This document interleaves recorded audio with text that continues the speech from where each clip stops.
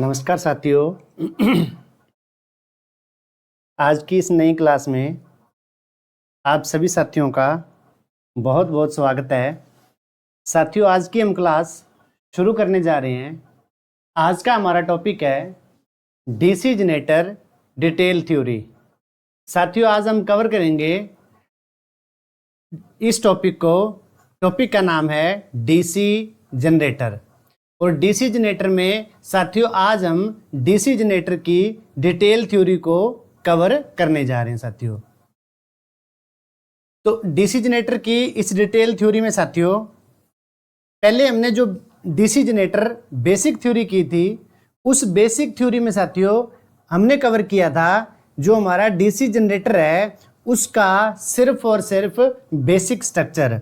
आज साथियों हम डीसी जनरेटर को डिस्कशन करेंगे और डीसी जनरेटर को आज हम पूरी डिटेल के साथ डिस्कशन करेंगे। सभी साथियों से रिक्वेस्ट है, सभी साथी चैनल को सब्सक्राइब करने का, लाइक करने का, शेयर करने का काम करें ताकि सभी जरूरतमंद साथियों के पास अपनी ये क्लास पहुंच सके साथियों।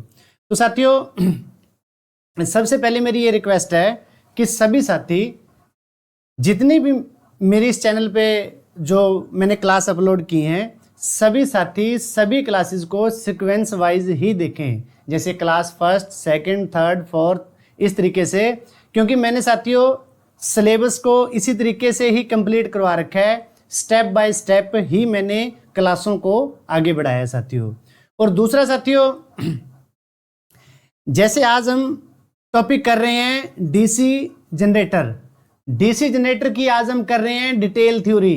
डिटेल थ्योरी करने से पहले साथियों सभी साथियों से रिक्वेस्ट है कि बिना डीसी जनरेटर बेसिक थ्योरी यानी बेसिक थ्योरी किए बिना कोई भी साथी जो है डिटेल थ्योरी के चैप्टर की इस क्लास को ना लगाए, ना कवर करे, क्योंकि डिटेल थ्योरी की क्लास तो ही समझ आएगी साथियों अगर इससे पहले आपने जो हमारी बेसिक की क्लास है किसी की डीसी जनरेटर की इससे पहले जो हमारी बेसिक की क्लास है सबसे पहले आप बेसिक की क्लास को ही कवर करें और उसके बाद जो है आप इस डिटेल थ्योरी की जो क्लास है हमारी डीसी जनरेटर की उसको कवर करें, उस क्लास को साथियों आप लगाएं। क्योंकि साथियों इस क्लास में मैं उन पॉइंटों को पर ज़्यादा डिस्कशन नहीं करूंगा जो क्वेश्चन मैंने जो है डीसी जनरेटर की बेसिक थ्योरी में बहुत अच्छे से समझा रखे हैं साथियों।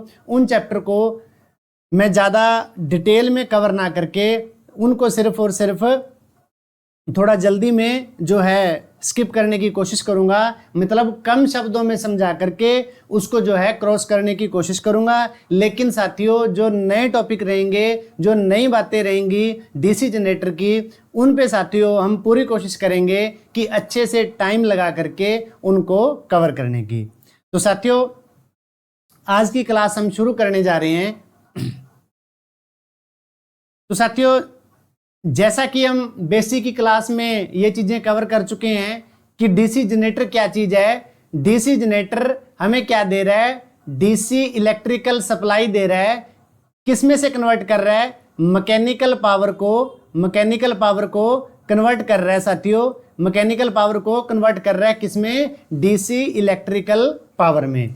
तो साथियों मैकेनिकल एनर्जी कन्वर्ट हो रही है किसमें, इलेक्ट्रिकल एनर्जी में। लेकिन इलेक्ट्रिकल में कौन सी में, डीसी इलेक्ट्रिकल में, यानी इलेक्ट्रिकल में कन्वर्ट हो रही है लेकिन किसमें, डीसी इलेक्ट्रिकल में। तो साथियों ये क्या है, ये है हमारा डीसी जनरेटर। अब साथियों ये तो देखो बेसिक टर्म थी जो हमने बेसिक में भी बहुत अच्छे से कवर की थी। तो मैंने पहले ही बताया कि इन पे ज्यादा टाइम ना लगा करके जो हमारी आज की इस टॉपिक की जो डिटेल वाइज करने की जो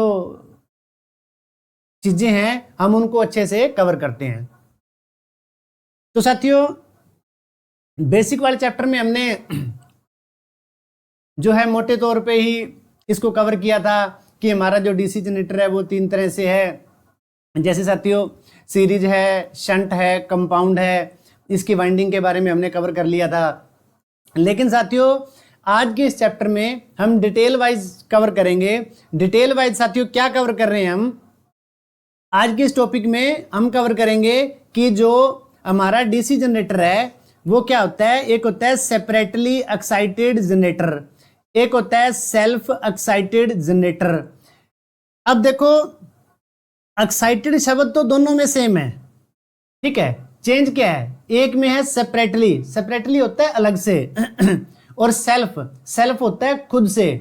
एक्साइटेड जनरेटर यानी एक्साइट होता है उत्तेजित करना। तो जिस जनरेटर में साथियों जो हमारी फील्ड वाइंडिंग होती है, फील्ड वाइंडिंग को उत्तेजित करने के लिए अगर बाहर से किसी सप्लाई की जरूरत रहे, अगर बाहर से किसी सप्लाई की जरूरत रहे तो वो तो होता है हमारा सेपरेटली, मतलब जिस जहां सेपरेट किसी सप्लाई की जरूरत रहे इस फील्ड वाइंडिंग को चार्ज करने के लिए, तो वो तो होता है हमारा सेपरेटली एक्साइटेड जनरेटर।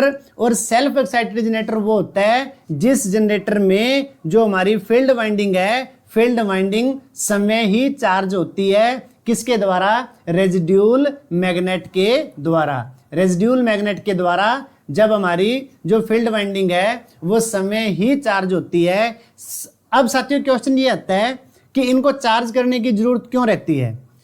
इस फील्ड वाइंडिंग को चार्ज इसलिए किया जाता है क्योंकि हमारे डीसी जनरेटर का ये प्रिंसिपल है। प्रिंसिपल कहता है कि जब किसी मैग्नेटिक फील्ड में किसी कंडक्टर को रख के घुमाया जाता है, कंडक्टर हम क्या रखते हैं, कंडक्टर रखते हैं हम आर्मेचर, घुमाया जाता है किसके, इंजन के द्वारा।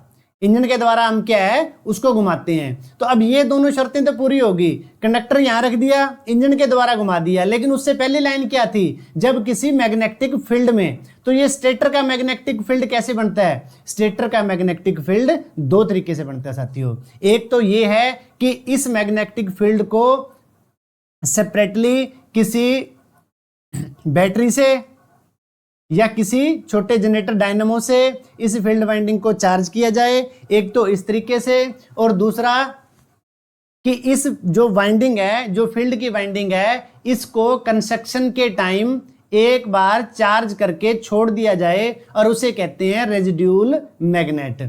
तो इस प्रकार से ये तो हैं दो प्रकार के जनरेटर हमारे, सेपरेटली एक्साइटेड और सेल्फ एक्साइटेड जनरेटर। यानी ये किसको एक्साइट करने के हैं, ये हमारी फील्ड को एक्साइट करने के दो तरीके हैं साथियों।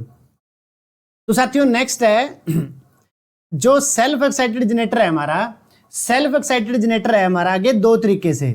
एक तो क्या है सेल्फ, सेल्फ जिसमें जो फील्ड वाइंडिंग है वो समय चार्ज होती है, समय ही चार्ज होती है। किसके द्वारा, दो तरीके से। एक तो ये तरीका है कि इस जगह जो है ना आप वाइंडिंग की जगह क्या कर दो, कोई परमानेंट, जैसे एक तो वाइंडिंग होती है स्टेटर में, अब वाइंडिंग की जगह आप क्या कर दो, कोई परमानेंट मैग्नेट फिक्स कर दो। अब वो परमानेंट मैग्नेट क्या करेगा, यहां मैग्नेटिक फील्ड परमानेंट बना करके रखने का काम करेगा। और दूसरा है इलेक्ट्रोमैग्नेटिक जनरेटर। इसमें आप क्या करो कि इसमें आप कोई वाइंडिंग कर दो और वाइंडिंग को चार्ज करके रेजिड्यूल मैग्नेट के द्वारा आप इसको चार्ज करके छोड़ दो। तो तब क्या है, हमारी जो वो शर्त है वो शर्त प्रिंसिपल की पूरी होती है कि जब किसी मैग्नेटिक फील्ड में किसी कंडक्टर को रख के घुमाया जाता है। तो इस प्रकार से यानी फील्ड को चार्ज करने के दो तरीके हैं। पहला तरीका था हमारा सेपरेटली, सेपरेटली में तो क्या था कि आप सेपरेट किसी सोर्स से ही इसको चार्ज करोगे। और सेल्फ में दो तरीके हैं, सेल्फ में या तो परमानेंट मैग्नेट यूज कर लो आप, या फिर दूसरा तरीका है कि आप वाइंडिंग करके और वाइंडिंग को चार्ज कर दो। तो साथियों अब जो ये वाइंडिंग वाला तरीका है ना, ये वाइंडिंग वाले तरीके आगे तीन प्रकार के हैं। एक है हमारी सीरीज, एक है हमारा शंट और एक है हमारा कंपाउंड। मतलब जो ये हैं स्टेटर की वाइंडिंग वाले जो जनरेटर के प्रकार है हमारे, यानी इलेक्ट्रोमैग्नेटिक जनरेटर जो टाइप है, ठीक है, जहां जिसमें मैग्नेट बनाया जाता है किसके द्वारा, इलेक्ट्रो माने इलेक्ट्रिसिटी के द्वारा, इलेक्ट्रिसिटी के द्वारा जहां मैग्नेट बनाया जाता है, तो वो क्या है हमारा इलेक्ट्रोमैग्नेटिक जनरेटर। ये हमारा तीन प्रकार का है, सीरीज, शंट और कंपाउंड। तो साथियों सीरीज में सिंपल था हमारा, हम आगे भी इन चीजों को कवर करेंगे कि सीरीज में तो क्या था कि जो ये फील्ड वाइंडिंग और जो ये आर्मेचर वाइंडिंग दोनों सीरीज में जुड़ी होती हैं। शंट क्या था कि जो ये फील्ड वाइंडिंग स्टेटर वाली और आर्मेचर वाली वाइंडिंग दोनों किस में जुड़ी होती हैं, पैरेलल में जुड़ी होती हैं। तीसरा हमारा जो टाइप है कंपाउंड, इसमें क्या है सीरीज वाइंडिंग भी होती है और इसमें यानी सीरीज वाइंडिंग भी होती है और इसमें शंट वाइंडिंग भी होती है। तो दोनों वाइंडिंग होती हैं, सीरीज आर्मेचर के सीरीज में जुड़ी होती है और शंट आर्मेचर के पैरेलल में जुड़ी होती है। अब साथियों जो ये कंपाउंड जनरेटर है, कंपाउंड जनरेटर आगे साथियों दो तरीके से है, एक होता है शॉर्ट शंट और एक होता है लॉन्ग शंट। अब शॉर्ट शंट और लॉन्ग शंट में क्या डिफरेंस है कि देखो, एक केस तो हमारा ये है कि हमारी जो शॉर्ट शंट में तो क्या है कि हमारी जो शंट वाइंडिंग है, जो शंट वाइंडिंग है वो आर्मेचर के पैरेलल में है। तो ये दोनों क्या हैं, एक दूसरे के पैरेलल में हैं। तो ये तो प्रकार रहता है हमारा शॉर्ट शंट का। लॉन्ग शंट में क्या होता है साथियों, लॉन्ग शंट में आपकी फील्ड वाइंडिंग भी और आर्मेचर भी दोनों के दोनों किसके पैरेलल में होते हैं, आपकी शंट वाइंडिंग के। यानी अब देखो इसमें क्या था कि जो शंट वाइंडिंग थी वो आर्मेचर के पैरेलल में थी, लेकिन जो ये हमारा लॉन्ग शंट कंपाउंड जनरेटर है, वाइंडिंग तो इसमें भी ये सेम टू सेम ही है कंपाउंड वाली, लेकिन इसमें क्या हो गया कि आपकी जो शंट वाइंडिंग है उसके पैरेलल में क्या है, सीरीज वाइंडिंग भी है और आर्मेचर वाइंडिंग भी है। तो ये कौन सा प्रकार है हमारा, लॉन्ग शंट कंपाउंड जनरेटर का एक प्रकार है साथियों। तो साथियों मैंने स्टार्टिंग में भी आप सभी साथियों को क्लियर किया था कि मेरा जो थ्योरी करवाने का तरीका है एकदम से ही हर चैप्टर को एक ही बार में फिनिश ना करके स्टेप वाइज जो है करवाने का मेरा जो है एक तरीके से थिंकिंग रहती है, ताकि स्टेप वाइज हमें चीजें अच्छे से समझ आती जाएं, हमारा जो लेवल है वो टाइम टू टाइम ग्रोथ करता रहे और ताकि दिमाग पे इस चीज का लोड भी ना आए कि थ्योरी बहुत टफ है, ठीक है, और हम जो है स्टेप वाइज हर चीज की गहराई में जाते जाएं। अब साथियों आज हमें सिर्फ इतना ही जानना है कि जो कंपाउंड जनरेटर है ना, कंपाउंड जनरेटर आगे दो प्रकार का है, शॉर्ट शंट और लॉन्ग शंट। अब कंपाउंड के प्रकार हैं तो कंफर्म बात है कि उसमें सीरीज भी है और उसमें शंट वाइंडिंग भी है, किसके साथ में, आर्मेचर के साथ में। हमने क्या किया, इन दोनों में सिर्फ और सिर्फ जो सीरीज वाइंडिंग की पोजीशन थी ना, हमने सिर्फ उसको चेंज किया है, बाकी कंपाउंड सेम का सेम रहता है। तो नेक्स्ट है साथियों, एक होता है क्युमुलेटिव कंपाउंड और डिफरेंशियल कंपाउंड। अब क्या होता है साथियों,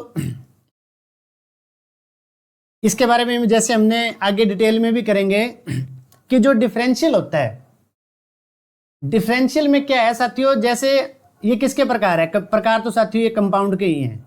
अब कंपाउंड में क्या है, एक है सीरीज वाइंडिंग, एक है आर्मेचर वाइंडिंग और एक है शंट वाइंडिंग। अब क्या होता है, एक मैग्नेटिक फील्ड आर्मेचर के द्वारा भी बनता है और एक मैग्नेटिक फील्ड हमारी जो है फील्ड के द्वारा भी बनता है।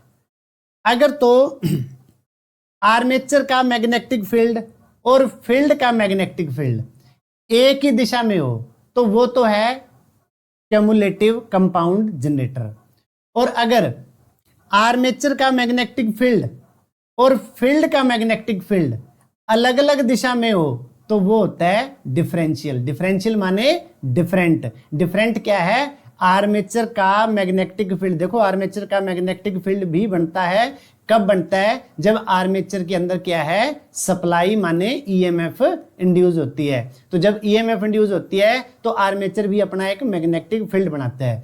अब फील्ड का भी मैग्नेटिक फील्ड है, फील्ड वाइंडिंग का भी और आर्मेचर वाइंडिंग का भी। अगर तो दोनों एक दिशा में हैं तो हमारा क्युमुलेटिव, और अगर दोनों अलग अलग दिशा में हैं तो वो है हमारा डिफरेंशियल। तो साथियों इस सीक्वेंस में सिर्फ और सिर्फ हम ये कवर कर रहे हैं कि क्यूमुलेटिव कंपाउंड जनरेटर क्या है और डिफरेंशियल कंपाउंड जनरेटर क्या है। अब आगे आगे स्टेप वाइज हमें जैसे क्वेश्चन आएंगे तो हमें ये चीजें भी क्लियर हो पाएंगी कि जो है क्यूमुलेटिव की क्या विशेषताएं हैं और डिफरेंशियल की क्या विशेषताएं हैं साथियों। अब साथियों नेक्स्ट है हमारा कि जो एक होता है अंडर कंपाउंड, एक होता है लेवल कंपाउंड और एक होता है ओवर कंपाउंड। ये सेम एज इट इज साथियों, एक एग्जांपल दे रहा हूं। जैसे यूनिटी पावर फैक्टर होता है, लीडिंग पावर फैक्टर होता है और हमारा लैगिंग पावर फैक्टर होता है। ये सेम एज इट इज साथियों उसी तरीके से हैं, थोड़ा सा समझने की जरूरत है। अब देखो जनरेटर है, जनरेटर है तो क्या पैदा कर रहा है, वो ईएमएफ पैदा कर रहा है। अब जो वो ईएमएफ पैदा करता है ना, एक तो उसकी होती है नो लोड पर पैदा की गई ईएमएफ, एक होती है उसकी फुल लोड पर पैदा की गई ईएमएफ। अगर देखो यूनिटी में क्या होता है, यूनिटी में भाई जो आपकी नो लोड ईएमएफ और फुल लोड ईएमएफ है ना, ये दोनों क्या होती हैं, बराबर होती हैं भाई। ये दोनों बराबर होती हैं, कोई इफेक्ट नहीं रहता। लेकिन साथियों लैगिंग में क्या है, पीछे रह जाना। पीछे कैसे, नो लोड, जब लोड नहीं था तब कोई जनरेटर 230 वोल्ट सप्लाई पैदा कर रहा था, लेकिन जैसे उसके ऊपर फुल लोड डाल दिया तो वो ईएमएफ कम होकर के कितनी होगी, 210 वोल्ट होगी। समझाइएगा साथियों बात कि एक होता है अंडर कंपाउंड, अंडर कंपाउंड में क्या है, लोड बढ़ रहा है, ठीक है, लेकिन वोल्टेज में क्या हो रही है, उसमें उससे पैदा की गई ईएमएफ में क्या हो रही है, गिरावट हो रही है, कमी आ रही है। कमी आ रही है तो पीछे रहना, पीछे रहना क्या होता है, लैगिंग, लैगिंग माने अंडर कंपाउंड। अब ओवर कंपाउंड में क्या होता है, तो यानी इसकी विशेषता से ये तो पता चल गया कि आप इसको लॉन्ग डिस्टेंस के लिए सप्लाई भेजने के लिए इस जनरेटर का प्रयोग नहीं कर सकते। अब ओवर कंपाउंड में क्या होता है, ओवर कंपाउंड में जो full load to nil load to full load जो ईएमएफ है उसमें गिरावट नहीं आती, इसलिए इसका प्रयोग किया जाता है लॉन्ग डिस्टेंस ट्रेवल के लिए, मतलब लंबी दूरी पर सप्लाई अगर आपने भेजनी है तो उसके लिए आप ओवर कंपाउंड जनरेटर का प्रयोग कर सकते हो।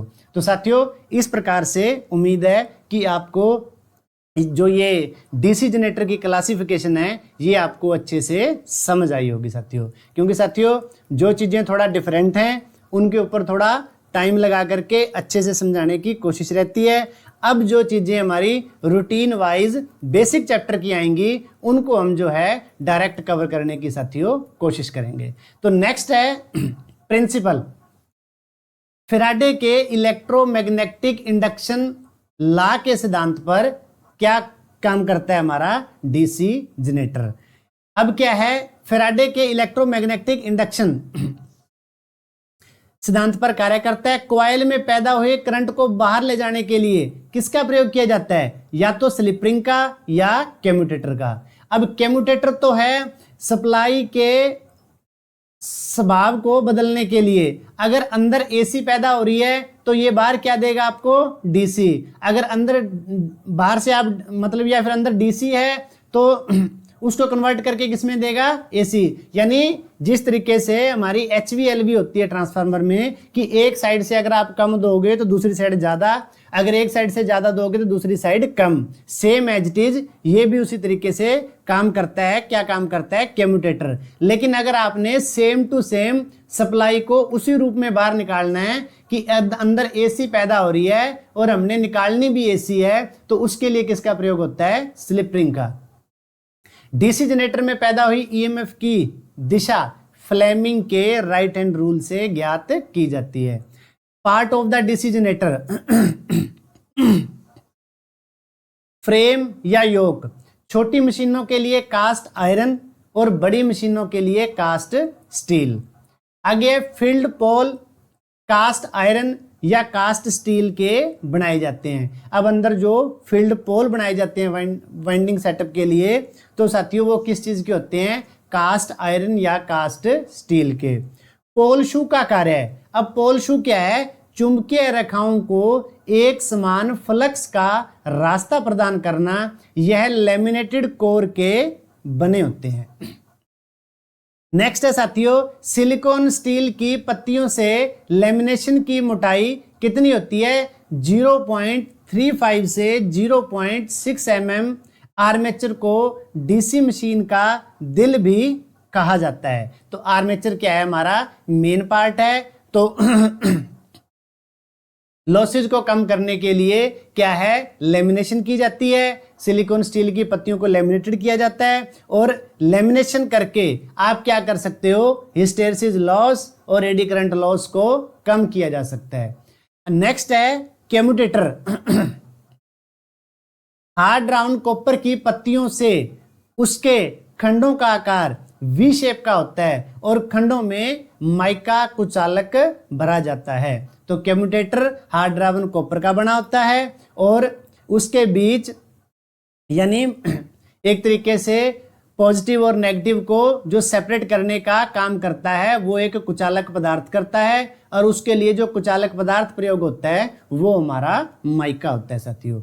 नेक्स्ट है ब्रश। ये तांबा, कार्बन या ग्रेफाइट के बनाए जाते हैं। ये एसी को कम्यूटेटर तक पहुंचाने का कार्य करते हैं। मतलब जो ब्रश हैं वो रोटेटिंग पार्ट के साथ अटैच होते हैं। यही कारण होता है कि हमारे ब्रश जो है वो जल्दी घिस जाते हैं। नेक्स्ट है साथियों, मशीन में दो प्रकार के एंड कवर होते हैं। एक होता है फ्रंट एंड कवर और एक होता है बैक एंड कवर। मतलब जो पीछे का ढक्कन होता है जनरेटर का वो बैक एंड और जो आगे की तरफ ढक्कन लगा होता है वो होता है फ्रंट एंड कवर।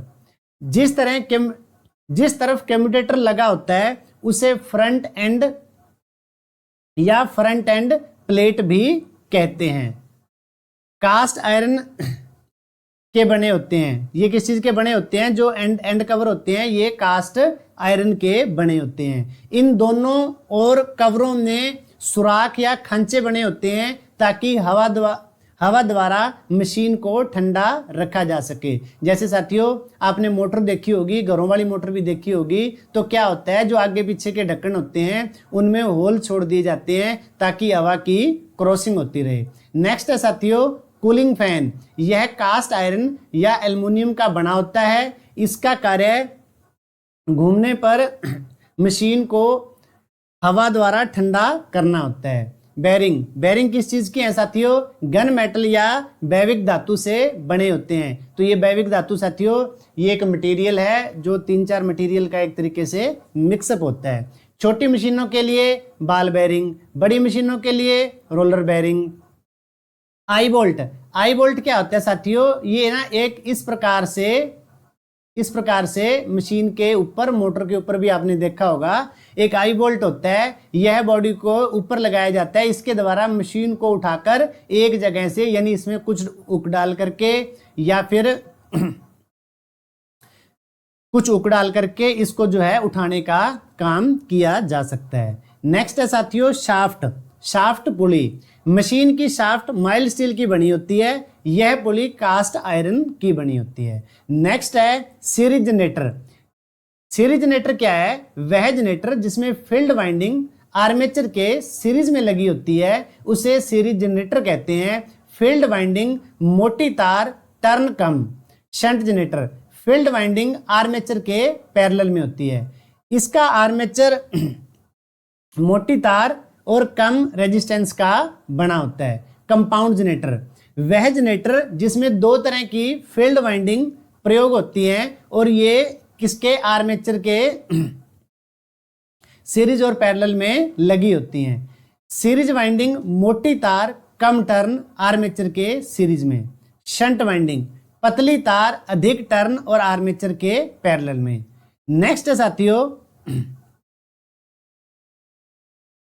एक होती है साथियों लैप वाइंडिंग।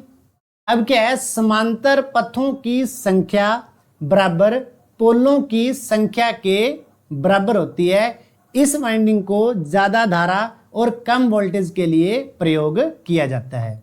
वह वाइंडिंग जिसमें समांतर पथ दो ही होते हैं इससे ज्यादा वोल्टेज और कम धारा के लिए प्रयोग किया जाता है। नेक्स्ट साथियों केम्यूटेशन। केम्यूटेटर पर स्पार्किंग पैदा होना क्या कहलाता है? केम्यूटेशन कहलाता है। यानी जिस पार्ट से हम सप्लाई लेने और देने का काम कर रहे हैं तो उसे क्या कहा जाता है कि वो हमारा केम्यूटेटर होता है। और केम्यूटेटर पर जब स्पार्किंग पैदा होती है तो उस प्रोसेस को केम्यूटेशन कहा जाता है। नेक्स्ट है साथियों आर्मेचर रिएक्शन। वह प्रभाव जो आर्मेचर द्वारा उत्पन्न फ्लक्स का मुख्य फील्ड पर पड़ता है उसे आर्मेचर पर स्पार्किंग बढ़ती है और इसको खत्म करने के लिए इंटरपोल का प्रयोग किया जाता है। इंटरपोल को 1 HP से बड़ी मोटरों के लिए प्रयोग किया जाता है। तो साथियों अब हम नेक्स्ट उन्हीं क्वेश्चन की तरफ आते हैं जो क्वेश्चन हमारे बेसिक में भी काफी हद तक कवर हैं। तो डीसी जनरेटर यांत्रिक ऊर्जा को डीसी विद्युत ऊर्जा में बदल रहा है। डीसी सप्लाई पैदा करने वाला डीसी जनरेटर कहलाता है। तो साथियों ये हमारे ये क्या है? ये हमारा क्या है? लोड है जिसपे हमें सप्लाई मिल रही है। ये हमारे कार्बन ब्रश हैं और ये साथियों हमारा कम्यूटेटर है। तो इस प्रकार से ये हमारा एक तरीके से किसका काम कर रहा है? स्टेटर का काम कर रहा है क्योंकि ये फील्ड वाइंडिंग है। और ये हमारा अंदर आर्मेचर है, ये हमारा रोटेटिंग पार्ट है, ये हमारा स्टैटिक पार्ट है। तो इस प्रकार से ये हमारी इंटरनल कंस्ट्रक्शन है किसकी? डीसी जनरेटर की। नेक्स्ट है एसी सप्लाई पैदा करने वाला अल्टरनेटर। छोटे आकार के डीसी जनरेटर को डायनेमो कहा जाता है। डीसी जनरेटर इलेक्ट्रोमैग्नेटिक इंडक्शन के सिद्धांत पर कार्य करता है। डीसी जनरेटर के लिए फ्लेमिंग का राइट हैंड रूल लागू होता है। डीसी मोटर के लिए लेफ्ट हैंड रूल लागू होता है। अब साथियों ये हमारे पार्ट किस चीज के हैं? ये हमारे डीसी मशीन जो है हमारी साथियों, डीसी मशीन किसे कहा जाता है? डीसी मोटर और डीसी जनरेटर दोनों की कंस्ट्रक्शन क्या है? सेम है। तो दोनों को ही क्या कहा जाता है? दोनों को डीसी मशीन कहा जाता है। और वो बात अलग है कि प्रोसेस के अकॉर्डिंग जब ये अलग अलग पॉइंट ऑफ व्यू से यूज किए जाते हैं तब जो है इनका नाम किसी का डीसी मोटर और किसी का डीसी जनरेटर हो जाता है साथियों। नेक्स्ट है स्टेटर के पार्ट, योक, चुंबकीय pole, core, pole shoe, pole winding, end plate, terminal box, brush gear, armature core, जो टीथ स्लॉट बनी होती हैं, वाइंडिंग की जाती है, कम्यूटेटर लगाया जाता है, बेरिंग लगाए जाते हैं और शाफ्ट लगाई जाती है साथियों। तो साथियों नेक्स्ट है ये हमारे सारे इसके पार्ट हैं। ये हमारा एंड कवर हो गया, ये हमारा आर्मेचर हो गया, ये इस प्रकार से इंटरपोल, ये मेन वाइंडिंग, ये योक होगी इसकी, और ये लिफ्टिंग के लिए हो गया साथियों, ये इसकी बेड प्लेट होगी। तो इस प्रकार से ये फैन लगे हुए हैं और ये मूविंग पार्ट और स्टैटिक पार्ट का अटैच के लिए किसका प्रयोग होता है? बेरिंग का प्रयोग होता है। तो ये हमारे साथियों डायग्राम है। नेक्स्ट है स्टेटर कास्ट आयरन या कास्ट स्टील का बना होता है। मशीन के बाहरी भाग को योक या बॉडी कहते हैं। स्टेटर का एक कार्य चुंबकीय रेखाओं को रास्ता प्रदान करना भी होता है। नेक्स्ट है फील्ड पोल की न्यूनतम संख्या 2 होती है, फील्ड पोल की अधिकतम संख्या 8 होती है। अब साथियों ये फील्ड पोल क्या है? फील्ड पोल जैसे मान करके चलो ये आपका स्टेटर है। अब जो ये स्टेटर है ये मैग्नेट के सिद्धांत पर कार्य करता है। और मैग्नेट क्या होती है? मैग्नेट होती है भाई NS, नॉर्थ और साउथ। वो बात अलग है कि नॉर्थ साउथ आप बना सकते हो परमानेंट मैग्नेट से भी और इलेक्ट्रोमैग्नेट से भी। तो अब जो ये पोल हैं, पोल हमेशा सिंगल कभी नहीं बन सकता क्योंकि सिंगल पोल कभी भी काम नहीं करता। तो पोल बनाने के लिए आपको कम से कम 2 का सेट चाहिए। तो 2 का सेट, एक नॉर्थ और एक साउथ। तो ये क्या हो गया? फील्ड पोल की न्यूनतम संख्या कितनी होगी? 2। अब जब ये बढ़ते हैं जैसे जैसे मशीनों के हिसाब से, मशीनों के साइज के हिसाब से इनको बढ़ाया जाता है तो बढ़ा करके भी आप इसको 2 के सेट में बढ़ा सकते हो, जैसे 2, 4, 6, 8। तो अधिकतम संख्या कितनी है? 8 होगी। तो 8 से ज़्यादा नहीं किए जाते, क्योंकि उससे जो है मोटर की एफिशिएंसी जो है डाउन हो जाती है। तो इस प्रकार से जो हमारे मैग्नेटिक पोल होते हैं उनको फील्ड पोल कहते हैं। तो उनकी न्यूनतम संख्या 2 और मैक्सिमम उसकी 8 होती है। फील्ड पोल कास्ट स्टील के बने होते हैं। डीसी मशीन का घूमने वाला भाग आर्मेचर कहलाता है, और एसी मशीन का हमने पढ़ा था कि घूमने वाला भाग क्या कहलाता है? रोटर कहलाता है। तो इस तरीके के जो साथियों जो ये डिफरेंस हैं ये हमें याद रखने हैं। इन टॉपिक को हमने आपस में मिक्स नहीं करना। आर्मेचर सिलिकॉन स्टील की पत्तियों से बना होता है। आर्मेचर कोर को लेमिनेटेड किया जाता है, किसको? एडी करंट और हिस्टेरेसिस लॉस को कम करने के लिए। अब एडी करंट और हिस्टेरेसिस लॉस क्या है, इनको आगे हम डिटेल वाइज करेंगे। आर्मेचर का प्रतिरोध मान 1 ओम होता है। देखो अब आर्मेचर में भी सप्लाई पैदा हो रही है, कंडक्टिंग मटेरियल है, और कंडक्टिंग मटेरियल है तो उसका कुछ ना कुछ प्रतिरोध भी रहेगा। तो कितना? 1 ओम होता है। अब आर्मेचर की 2 तरीके की वाइंडिंग होती है भाई। 2 तरीके की वाइंडिंग कैसे है? एक होती है लैप वाइंडिंग और एक होती है वेव वाइंडिंग। अब क्या है लैप वाइंडिंग में? क्या है, समांतर पथों की संख्या पोलों की संख्या के बराबर होती है। पोल मैंने आपको बताए थे कि जो मैग्नेट बनाए जाते हैं, और समांतर पथ क्या होते हैं भाई? जो चालक प्रयोग किए जाते हैं, किसके लिए? आर्मेचर बनाने के लिए। जो चालक माने जो आप वायर प्रयोग करते हो, वाइंडिंग वायर प्रयोग करते हो, उनके जो पाथ बनाए जाते हैं। पाथ कैसे बनाए जाते हैं कि किधर से सप्लाई चलेगी और किस एंड पे जाकर के खत्म होएगी, तो वो सप्लाई किस तरीके से रोटेट होएगी उसकी वाइंडिंग में। तो इस प्रकार से जैसे आपने मोटर में भी देखा होगा कि मोटर के केस में क्या होता है कि सेट शुरू होता है, उस वाइंडिंग के सेट को एक जगह से शुरू करके दूसरी जगह खत्म किया जाता है, फिर दूसरी जगह से शुरू करके तीसरी जगह उसका एंड किया जाता है। तो इस प्रकार से उसे क्या कहा जाता है? समांतर पथों की संख्या पोलों की संख्या के बराबर होती है। तो नेक्स्ट है वेव वाइंडिंग में समांतर पथों की संख्या 2 होती है। तो नेक्स्ट है कार्बन ब्रश के द्वारा करंट बाहरी परिपथ को भेजा जाता है। बड़ी मशीनों में ब्रश किसके? तांबा या कार्बन के मिश्रण से बने होते हैं। डीसी जनरेटर के घूमने की दिशा बदलने से करंट प्रवाह की दिशा बदल जाती है। अब मान लो ये क्वेश्चन क्या कह रहा है कि डीसी जनरेटर के घूमने की दिशा, मान लो इंजन को पहले आप घुमा रहे हो क्लॉकवाइज, ठीक है, तब जो एक आपको फेज मिल रहा, सॉरी एक आपको पॉजिटिव मिल रही है और एक आपको डीसी की नेगेटिव मिल रही है। अब आपने इसको कर दिया, क्या कर दिया आपने? Anti clockwise.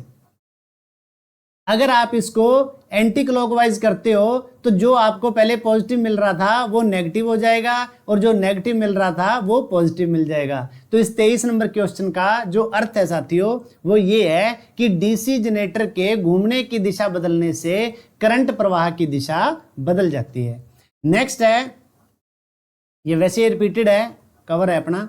तो ये साथियों हमारा सीरीज जनरेटर। सीरीज जनरेटर में क्या है? ये है आपकी series winding.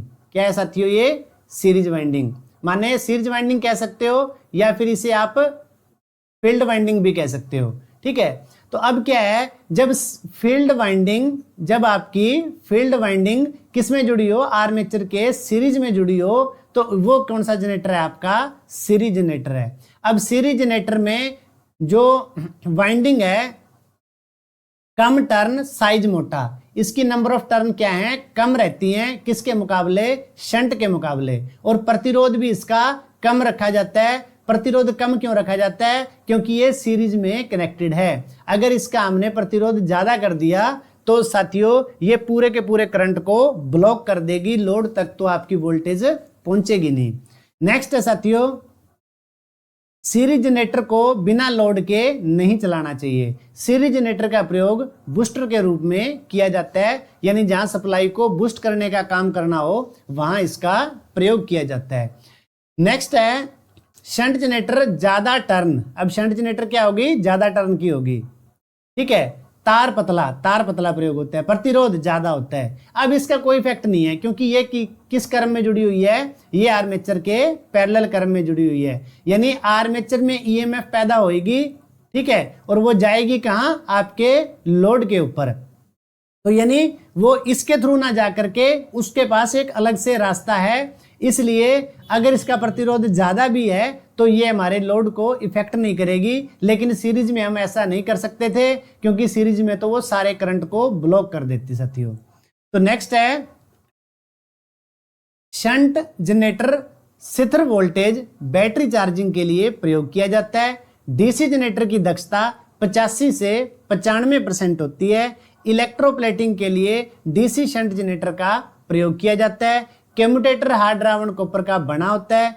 Commutator DC generator में अंदर पैदा होने वाली एसी को डीसी में बदलने का कार्य करता है और डीसी मोटर में बाहर से दी गई डीसी सप्लाई को एसी में यानी आर्मेचर में एसी के रूप में भेजने का कार्य करता है। कम्यूटेटर पर स्पार्किंग होने पर इंटरपोल का प्रयोग किया जाता है। डीसी मशीन में होने वाले जो लॉसेज हैं वो है हमारे कॉपर लॉसेज, आयरन लॉसेज और मैकेनिकल लॉसेज। कॉपर वो हैं जो कॉपर पार्ट में हो, आयरन लॉस वो हैं जो आयरन पार्ट में हो, और यांत्रिक लॉस बेरिंग के जाम होने से, एयर के फ्रिक्शन से जो लॉसेज होते हैं वो होते हैं हमारे मैकेनिकल लॉसेज।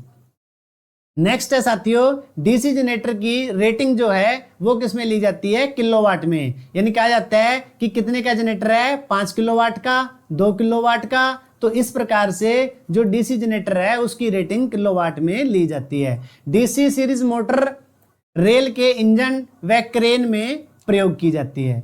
तो इस प्रकार से साथियों जो ये हमारी एक टेबल है कि जो हमारे अलग अलग प्रकार के जो जनरेटर हैं ये प्रयोग कहाँ किए जाते हैं, ये प्रयोग कहाँ किए जाते हैं। तो ये हमारी एक टेबल है, इसमें आप इसके यूज याद कर सकते हो।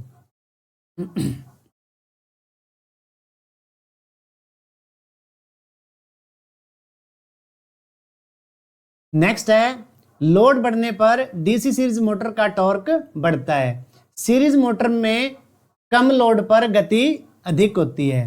लैप वाइंडिंग निम्न वोल्टेज उच्च धारा के लिए प्रयोग की जाती है। अब लैप और वेव ये किसका प्रकार हैं, ये आर्मेचर वाइंडिंग के प्रकार हैं। अब कौन सी वाइंडिंग किस क्रम में और कैसे जोड़ी जाती है, इसमें क्या है, कॉइल्स लीड एक दूसरे के ऊपर चढ़ी होती हैं। इसमें कॉइल्स लीड श्रेणी परिपथ में जुड़ी होती हैं। अब ये समांतर वाइंडिंग कहलाती है। अगर ये सीरीज में मतलब श्रेणी में जुड़ी होती है तो ये कौन सी, श्रेणी वाइंडिंग कहलाती है। अब क्या है, कम विभव उच्च धारा उत्पन्न करती है, कौन सी, समांतर में, क्योंकि और ये है सीरीज में। सीरीज में क्या होता है, करंट समान और वोल्टेज अलग अलग, यानी वोल्टेज ज्यादा मिलेगी। इसलिए इसको याद रखने का बड़ा आसान तरीका है कि जो हमारी वेव वाइंडिंग है वो श्रेणी क्रम में जुड़ी होती है और उसे सीरीज वाइंडिंग भी कहते हैं। अगर वो सीरीज है तो करंट उसमें क्या हो गया, सीमित हो गया। सीमित हो गया तो करंट उसका कम हो गया, तो इसलिए वो ज़्यादा वोल्टेज के लिए प्रयोग की जाती है और कम धारा के लिए प्रयोग की जाती है। जो लैप वाइंडिंग है ये कौन सी है, समांतर वाइंडिंग है एक तरीके से। तो समांतर वाइंडिंग है तो समांतर में क्या हो जाती है, वोल्टेज फिक्स हो जाती है। फिक्स माने कम हो जाती है, धारा क्या हो जाती है, अधिक हो जाती है, क्योंकि घरों में क्या है, समांतर वाइंडिंग है। और समांतर वाइंडिंग में वोल्टेज हर पॉइंट पे फिक्स है, लेकिन करंट साथियों हर पॉइंट पे अलग अलग है। समांतर पथों की संख्या पोलों के बराबर और समांतर पथों की संख्या 2 होती है। तो नेक्स्ट है साथियों, डीसी जनरेटर यांत्रिक पावर को इलेक्ट्रिकल पावर में बदलता है। डीसी मोटर इलेक्ट्रिकल पावर को यांत्रिक पावर में बदलती है। डीसी जनरेटर इलेक्ट्रोमैग्नेटिक इंडक्शन के सिद्धांत पर कार्य करता है और डीसी जो मोटर है वो इलेक्ट्रोमैग्नेटिक ड्रग के सिद्धांत पर कार्य करती है। साथियों जो ये चारों क्वेश्चन मैंने एक साथ इकट्ठे किए हैं उसका कारण ये है कि आपको इन दोनों डीसी मशीनों की परिभाषा और दोनों का सिद्धांत एक साथ अच्छे से क्लियर होना चाहिए। नेक्स्ट है DC generator right hand rule और DC motor left hand rule. तो साथियों ये हम डायग्राम पहले से कवर कर भी चुके हैं कि थंब किस चीज को रिप्रेजेंट कर रहा है, जनरेटर में और मोटर में, और इस तरीके से ये अलग अलग जो फिंगर हैं ये किस चीज को रिप्रेजेंट करती हैं। नेक्स्ट है, ये साथियों लगभग रिपीटेड क्वेश्चन है। तो नेक्स्ट है, कम्यूटेटर हार्ड ड्राइवन कॉपर का बना होता है। कम्यूटेटर में माइका अचालक पदार्थ प्रयोग किया जाता है, क्या चीज करने के लिए, सेपरेशन करने के लिए। सेपरेशन किसका, पॉजिटिव और नेगेटिव का। नेक्स्ट है, स्टेटर वाइंडिंग एनमिल्ड कॉपर पदार्थ की बनी होती है। एनमिल्ड कॉपर वो होता है भाई जो वायर वाइंडिंग के लिए प्रयोग की जाती है और उसके ऊपर एक लेमिनेशन की इंसुलेशन टाइप की एक परत चढ़ाई जाती है, तो उसे कहा जाता है एनमिल्ड कॉपर। नेक्स्ट है, आर्मेचर वाइंडिंग भी एनमिल्ड कॉपर पदार्थ की बनाई जाती है। कास्ट आयरन छोटी मशीनों के लिए, कास्ट आयरन की रिलेटिविटी ज्यादा होती है और कास्ट स्टील बड़ी मशीनों के लिए रिलेटिविटी कम होती है। मतलब ये जो है फ्लक्स का विरोध कम करती है, इसलिए इसको बड़ी मशीनों में प्रयोग किया जाता है। तो नेक्स्ट है, फील्ड वाइंडिंग फील्ड पोलों कोर की खांचों में सेटअप की जाती है। ठीक बात है, करंट बढ़ने से फ्लक्स बढ़ता है। सीरीज वाइंडिंग में नंबर ऑफ टर्न कम। ये रिपीटेड क्वेश्चन है भाई सारे। नेक्स्ट है, आर्मेचर बनाने के लिए सिलिकॉन स्टील की पत्तियों का प्रयोग किया जाता है। Armature winding open type, close type और सेमी क्लोज टाइप, यानी उनकी जो शेप है वो इस तरीके से सेटअप की जाती है। ओपन टाइप, क्लोज टाइप, यानी या तो पूरा बार ओपन हो या पूरा बार बंद हो या फिर आधा खुला आधा बंद हो, वो होता है सेमी क्लोज्ड। तो लैप और वाइव किसके प्रकार हैं भाई, आर्मेचर वाइंडिंग के। समांतर पोलों की संख्या बराबर लैप वाइंडिंग, और समांतर पथ, यहां पर समांतर पथ है भाई, समांतर पथ बराबर किसके, दो के। जिसमें कुंडली एक दूसरे को ओवरलैप करती है वो कौन सी है, लैप वाइंडिंग। लैप वाइंडिंग की विशेषता हम पहले से कवर कर चुके हैं। और कम्यूटेटर में माइका अचालक पदार्थ प्रयोग किया जाता है। कम्यूटेटर में प्रयोग अचालक पदार्थ का कार्य क्या है, एन और पी को शॉर्ट सर्किट होने से बचाना। यानी मैंने आपको पहले क्लियर किया है कि दोनों को सेपरेट करने का काम करती है। नेक्स्ट है, कम्यूटेटर में प्रयोग अचालक की मोटाई 1 mm से कम नहीं होनी चाहिए। अगर 1 mm से इसकी मोटाई कम होगी तो वो अचालक क्या करेगा, एन और पी को शॉर्ट कर देगा। ठीक है, जिससे आपको जो है आपकी मशीन को भी नुकसान होगा और आपको सप्लाई भी नहीं मिलेगी। नेक्स्ट है, ब्रश का कार्य है कम्यूटेटर से करंट को बाहर सर्किट तक पहुंचाना। अब ये जो कार्बन ब्रश हैं ये क्या है, रोटेटिंग पार्ट के साथ अटैच होते हैं भाई, और रोटेटिंग पार्ट जब चलता है तो वो कार्बन ब्रशेस को घिसाने का काम करता है। अब ये ब्रश बदले कब जाते हैं, या तो 2/3 भाग घिस जाने पर, या फिर बदले जाते हैं 1/3 भाग रह जाने पर। साथियों ये सिर्फ मैंने जो है एग्जामिनेशन एंगल से ये क्वेश्चन बना रखे हैं, इन दोनों की बात एक ही है, लेकिन इसमें कहने का मतलब ये है कि आपको ये पता होना चाहिए। जैसे एक एग्जांपल है कि कार्बन ब्रश स्टार्टिंग में है 100 का 100%, अब ये 70% घिस गया तो अब इसको बदलना है। या फिर दूसरे शब्दों में ये कहे कि ये 30% रह गया, अब इसको बदलना है। तो यही सेम बात ये है कि इतना भाग घिस जाने पर इसको बदलना है या इतना भाग रह जाने पर इसको बदलना है। ये मैंने एक एग्जांपल के तौर पे आपको समझाने की कोशिश की है, क्योंकि ऑब्जेक्टिव में ऐसे क्वेश्चन बहुत आते हैं साथियों। शाफ्ट माइल्ड स्टील की बनी होती है भाई, ठीक है। बेरिंग कास्ट स्टील पदार्थ के बनाए जाते हैं। बड़ी मशीनों के लिए रोलर ठीक है, और छोटी मशीनों के लिए बॉल बेरिंग प्रयोग किए जाते हैं। नेक्स्ट है मैक्सिमम ईएमएफ साइन कितने पे होता है, 90 डिग्री पे, ईएमएफ 0 पे। AC to AC conversion slip ring के द्वारा, एसी टू डीसी कन्वर्जन या तो कम्यूटेटर के द्वारा या स्लिप रिंग भी सेपरेट करना, बांटना। किसको बांट रहे हैं भाई, ये एसी की सप्लाई को सेपरेट कर रहे हैं। सेपरेट कर किसको करने हैं, इन दोनों को तोड़ करके इस फॉर्म में कन्वर्ट कर रहे हैं। मतलब इस जो है साइकिलिंग को सेपरेट करने का काम या तो कम्यूटेटर करता है या स्लिप रिंग करता है, लेकिन जो स्लिप रिंग है वो कोई चेंज नहीं करता, वो एज इट इज ही आगे भेजने का काम करता है। इस प्रकार से एसी टू एसी कन्वर्जन क्या कहलाता है, स्लिप रिंग कहलाता है। AC to DC conversion commutator या स्लिप रिंग कहलाता है। ये स्लिप रिंग है भाई और ये स्लिप रिंग है, ठीक है। नेक्स्ट है बैटरी चार्जिंग के लिए डीसी शंट जनरेटर का प्रयोग किया जाता है। अब देखो भाई, बैटरी को चार्ज करना है, कौन सी सप्लाई चाहिए, डीसी, और डीसी भी किस टाइप में चाहिए आपको, कांस्टेंट फॉर्म में, स्थिर रूप में चाहिए। तो यानी बैटरी चार्जिंग के लिए डीसी शंट जनरेटर प्रयोग होता है। अब तो हमें एक तो ये पता चल गया कि जो डीसी शंट जनरेटर है उसकी क्या विशेषता है, वो कांस्टेंट सप्लाई प्रोवाइड करवाता है। तो नेक्स्ट है, बड़ा इंपॉर्टेंट है साथियों,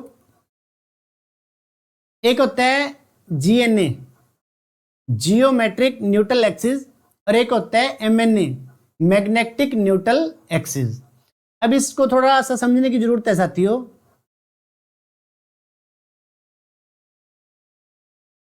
जैसे आपने चलो वाइंडिंग कर दी, अलग बात है, या आपने परमानेंट मैग्नेट यूज कर लिया, अलग बात है।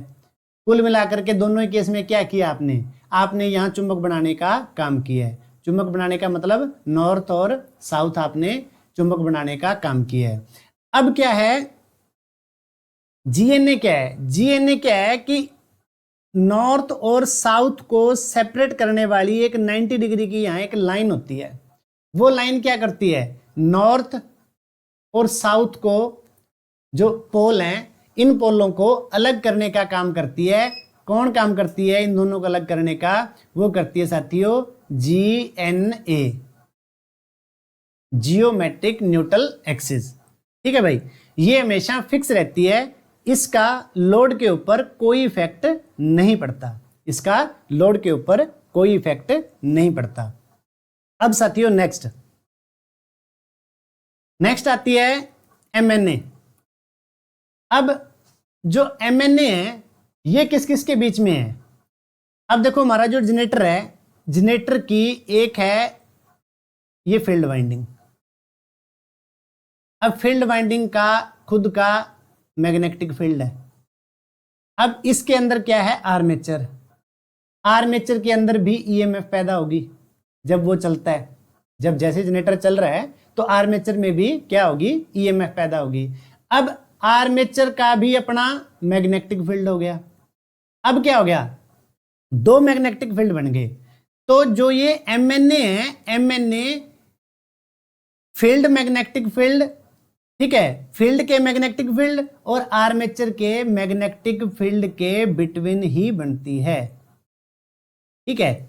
लेकिन ये फिक्स नहीं रहती, ये क्या है, स्विच होती है, मतलब शिफ्ट होती रहती है। मतलब हो सकता है ये शिफ्ट होकर के यहां भी हो सकती है, ये हो सकता है खिसक करके इधर इस प्रकार से भी जा सकती है।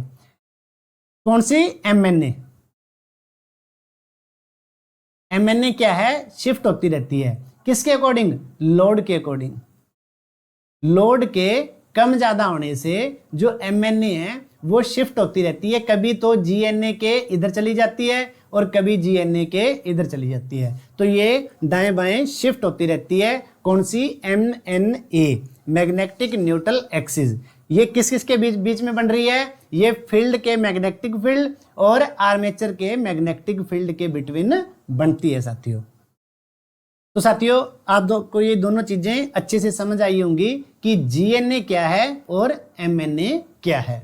तो इस प्रकार से ये जो जीएनए हमारी 90 डिग्री पे होती है, फिक्स होती है, दोनों पोलों को अलग करने का काम करती है। एमएनए जो है फील्ड के मैग्नेटिक फील्ड और आर्मेचर के मैग्नेटिक फील्ड के बिटवीन बनती है। अब आर्मेचर का जो मैग्नेटिक फील्ड है, ठीक है, उसमें पैदा होने वाली ईएमएफ है वो लोड के साथ इफेक्टेड होती है। जब लोड के साथ इफेक्टेड होती है ईएमएफ, तो वो क्या करती है, एमएनए को भी इफेक्ट करती है, इफेक्ट डालती है। तो इस प्रकार से ये जो दोनों चीजें हैं, ये उम्मीद है कि साथियों आपको अच्छे से समझ आई होंगी।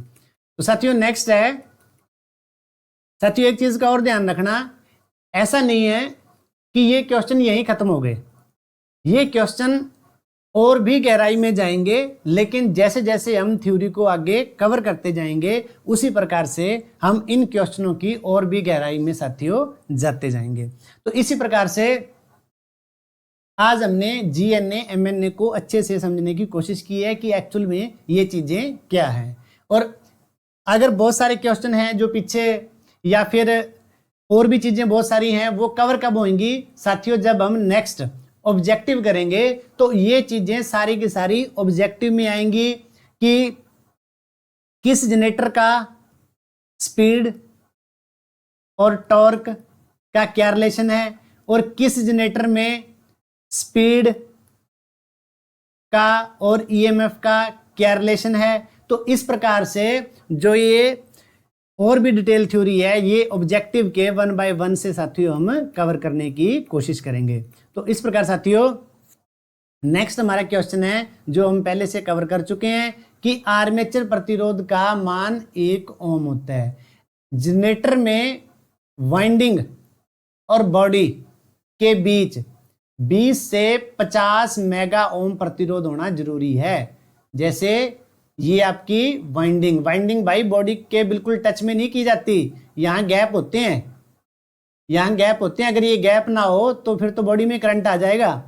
इस प्रकार से जो ये वाइंडिंग और बॉडी के बीच का जो गैप है, ये गैप एक तरीके से इंसुलेशन एंगल से कितना होना चाहिए, 20 से 50 मेगा ओम होना चाहिए। इतना रेजिस्टेंस इसका होना चाहिए साथियों। नेक्स्ट है साथियों, गाड़ियों में डायनमो डीसी सीरीज जनरेटर प्रयोग किया जाता है। डायनमो भाई सप्लाई पैदा करने के लिए गाड़ियों में प्रयोग किया जाता है। नेक्स्ट है डीसी जनरेटर में डमी कॉइल यांत्रिक संतुलन बनाने के लिए की जाती है। अब डमी कॉइल क्या है, एक एक्स्ट्रा कॉइल होती है जो क्या है डीसी जनरेटर में प्रयोग की जाती है। वो क्या करती है, एक्स्ट्रा मैग्नीट्यूड को खत्म करने का काम करती है, जिससे क्या है कि चलते जनरेटर में जो वाइब्रेशन माने जो कंपन पैदा होती है, उस कंपन को खत्म करने के लिए किसका प्रयोग किया जाता है, डमी कॉइल का प्रयोग किया जाता है। अब ये डमी कॉइल मेन क्या है कि जो ये कंपन है, कंपन पैदा क्यों हुई, कंपन पैदा होती है वाइंडिंग में एक्स्ट्रा मैग्नीट्यूड बढ़ने लग जाता है, यानी जरूरत से ज्यादा मैग्नेट बढ़ने लग जाता है। अब इस जरूरत से ज्यादा बढ़ने वाला मैग्नेट क्या नुकसान करता है कि वो आपकी मशीन में, आपकी डीसी मशीन में एक वाइब्रेशन पैदा करने का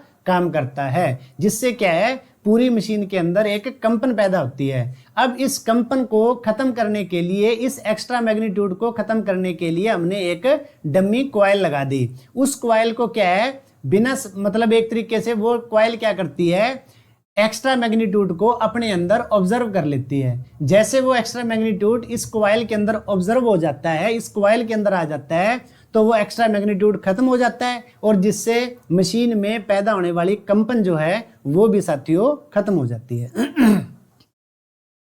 नेक्स्ट है साथियों डीसी जनरेटर इलेक्ट्रोमैग्नेटिक इंडक्शन के सिद्धांत पर कार्य करता है। राइट हैंड रूल जनरेटर के लिए प्रयोग किया जाता है। साथियों जो ये क्वेश्चनों को बार बार रिपीट करने का मेरा टारगेट ये रहता है कि जो ये क्वेश्चन है, ये क्वेश्चन हमें अच्छे से समझ आने चाहिए, क्योंकि जब रिपीट क्वेश्चन आता है तो फिर हमारे माइंड में ये सेटअप बनता है कि ये क्वेश्चन तो मैंने पहले भी पढ़ रखा है। तो इस प्रकार से हमें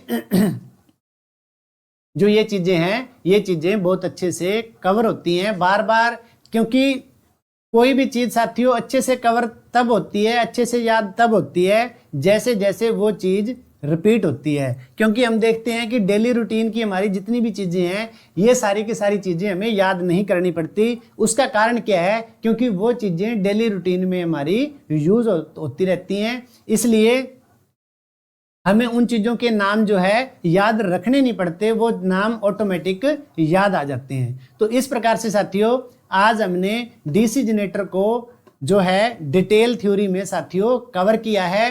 अब हम डीसी जनरेटर को साथियों दो स्टेप में कवर कर चुके हैं। एक था हमारा बेसिक के रूप में और दूसरा है हमारा डिटेल के रूप में। अब साथियों जो इसके अलावा जो इसके और क्वेश्चन भी पेंडिंग हैं, उन पेंडिंग क्वेश्चन को जब हम डीसी जनरेटर की नेक्स्ट क्लास रहेगी, हमारी ऑब्जेक्टिव क्लास रहेगी, उस ऑब्जेक्टिव क्लास में जैसे जैसे क्वेश्चन आएंगे तो क्वेश्चन के बैकअप में जो उसकी थ्योरी रहेगी, उस थ्योरी के अकॉर्डिंग जो पॉइंट अब यहाँ मिस हैं इस क्लास में, उन पॉइंट को ऑब्जेक्टिव एंगल से समझाने की कोशिश की जाएगी ताकि वो चीजें आपको अच्छे से कवर हो सकें। तो साथियों उम्मीद है कि आज की इस क्लास में आपको जो है डीसी जनरेटर डिटेल थ्योरी बहुत अच्छे से समझ आया होगा। धन्यवाद साथियों।